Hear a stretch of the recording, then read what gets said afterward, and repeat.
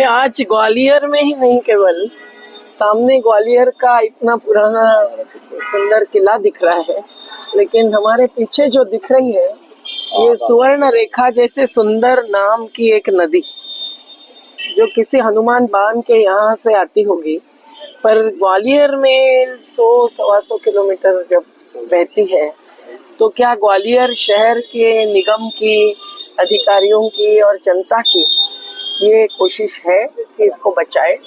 आज हम देख रहे हैं कि सुवर्ण रेखा का पानी एक गंदे नाले के जैसे बह रहा है और उसके ऊपर जो फेस दिख रहा है वो फेस निश्चित रूप से प्रदूषण का ही प्रतीक है।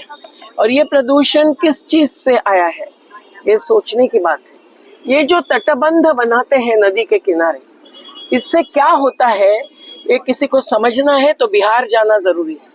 आज कोसी नदी के तटबंधों के अंदर जो लोग फंसे हुए हैं उनकी संख्या लाखों की है और यहाँ ये पानी जो पीते थे नदी के किनारे के सभी लोग, तो उनकी संख्या हजारों परिवारों की है।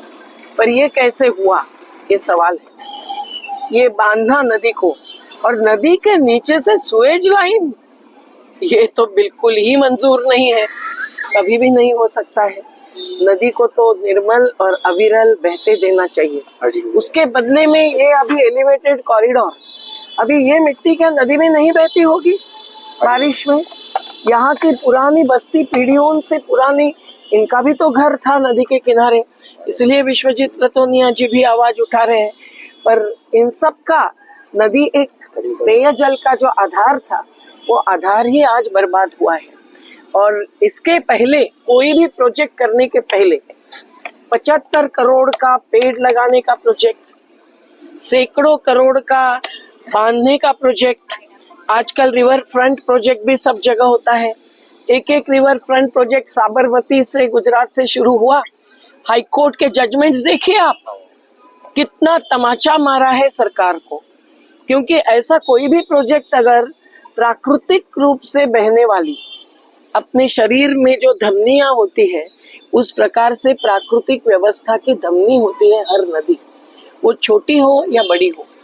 नर्मदा का पानी 1312 किलोमीटर बहने वाली नदी है, आज पीने लायक नहीं। यह हर साल का रिपोर्ट मेरे पास है, इसका रिपोर्ट भी कोई ने प्रयोगशाला से लाया है कि नहीं मुझे पता नहीं, लाना जरूरी है। पर कई योजनाओं के लिए पैसा पास हुआ, करोड़ों रुपए स्वीकृत, यही तो, पर असर क्या है? अमूल्य आघात होता है, उसके करोड़ों में भी कभी भी जांच नहीं हो सकती है। अभी कोर्ट ने जो आदेश दिए हैं जांच करने के, वो इंटरडिसिप्लिनरी जांच है, लेकिन उस जांच में अशासकीय विशेषज्ञों को लेना चाहिए था।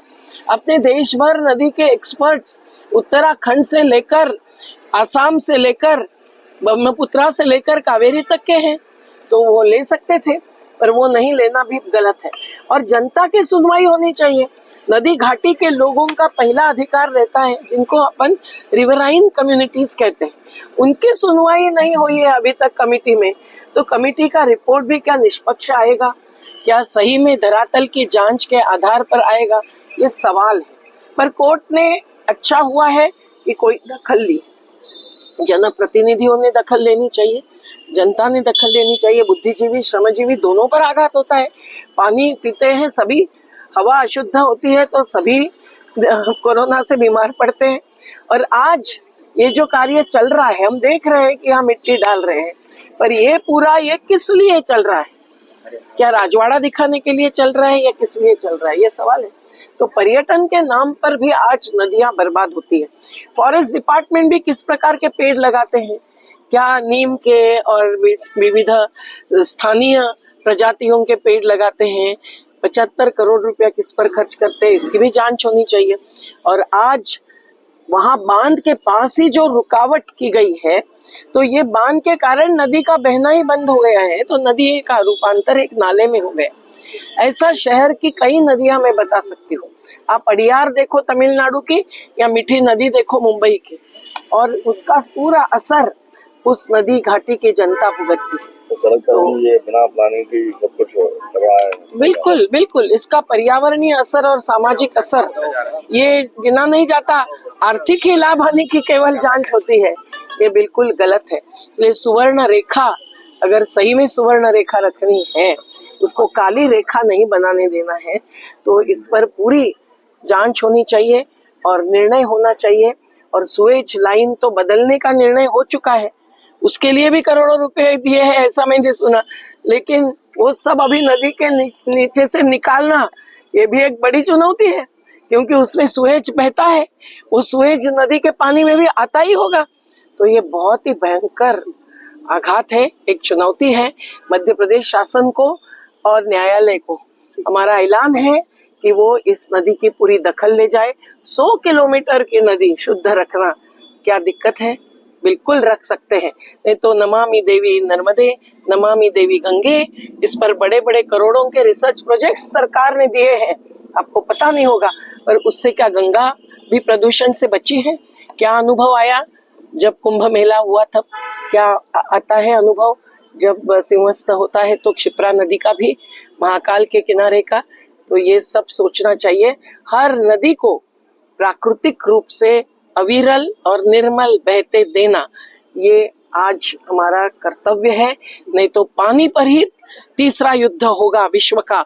ये चेतावनी हर साइंटिस्ट देते हैं, हर रिपोर्ट में आती है, राष्ट्रीय ही नहीं अंतर्राष्ट्रीय, लेकिन कोई भी देखते नहीं है। तो आज पेयजल के लिए भी वंचित है। तो ये सब बहुत ही गंभीर स्थिति में आज ग्वालियर में देखकर बहुत दुखी हूँ।